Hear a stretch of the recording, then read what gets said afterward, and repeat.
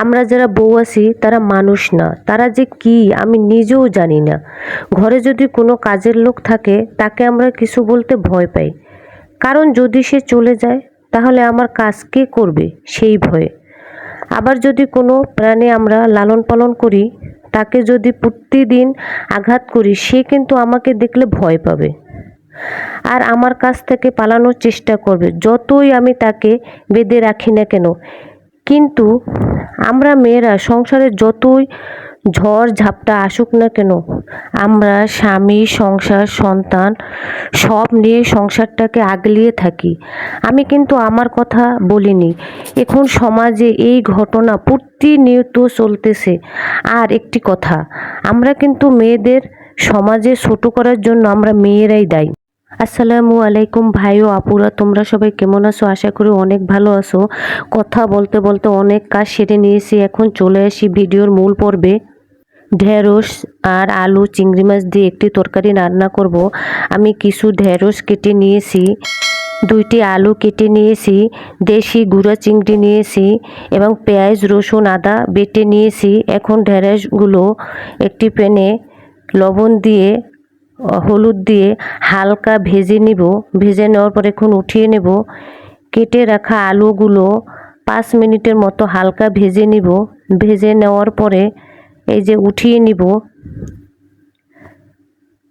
তারপরে কড়াইতে আবার কিছু তেল দিয়ে দিচ্ছি। এখন বেটে রাখা পেঁয়াজ, রসুন, আদার পেস্ট এবং আমি কিন্তু কিছু কাঁচা মরিচও বেটে নিয়েছি। পানি দিয়ে এখন হলুদের গুঁড়া, স্বাদ মতন লবণ, মরিচের গুঁড়া দিয়ে ভালোভাবে কষিয়ে নাড়াচাড়া করে এখন পরিষ্কার করা দেশি গুঁড়া চিংড়িগুলো দিয়ে ভালোভাবে কষিয়ে পরিমাণ মতো পানি দিয়ে ঢাকনা দিয়ে ঢেকে দিব। বলক আসার পরে ভেজে রাখা ঢেঁড়স আলু দিয়ে দিয়েছি। এখন ঢাকনা দিয়ে 10 মিনিটের মতো রান্না করে এখন আমার রান্নাটা হয়ে গিয়েছে। এখন পরিবেশনের জন্য নামিয়ে ফেলবো। মাশাআল্লাহ, তরকারিটা খেতে কিন্তু খুবই স্বাদ হয়েছিল। আমি কিন্তু অফ ক্যামেরায় একটি ভাজি, ডাল, ভাত রান্না করে নিয়েছি, তোমাদের দেখানোর সুযোগ হয়ে ওঠেনি, সরি। রান্না করার পরে এখন থালবালিগুলো সব ধুয়ে নিচ্ছি। থালবালিগুলো ধোয়ার পরে এখন রান্নাঘর ভালোভাবে পরিষ্কার করে নিচ্ছি। তারপরে আবার আমি কাপড় কাচার জন্য চলে যাব বাথরুমে।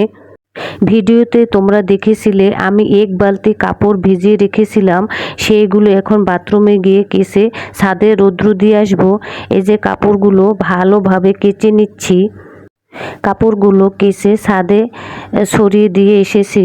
এখন আজকে ভাবলাম বাথরুমটাও ধুয়ে ফেলি। এখন এই যে বাথরুম ভালোভাবে ধুয়ে নিচ্ছি। আমি কিন্তু বাথরুম ধুলে বাথরুমের প্রত্যেকটা জিনিস ভালোভাবে ধুই। বাথরুমের বালতি, বদনি, মগ যা কিছু আছে তা সব পরিষ্কার করি। এই যে বালতিটা দেখতেছো, এই বালতিটা কিন্তু আমার বিয়ের পর থেকে ব্যবহার করতেছি। বাথরুমটা ধুয়ে অফ ক্যামেরায় কিন্তু আমি নিজেও গোসল করে নিয়েছি। এখন চলে আসলাম ছোট ছেলেকে খাওয়ানোর জন্য। এই যে তাকে খাইয়ে দিচ্ছি আর সে আমাকে হাজারটা প্রশ্ন করতেছে, সেই প্রশ্নের উত্তর দিচ্ছি। আজকে ভাই ও আপুরা, তোমরা সবাই ভালো থেকো, আমার জন্য দোয়া করো। আবার কোনো একটি নতুন ভিডিওতে তোমাদের সাথে দেখা হবে। আল্লাহ হাফেজ।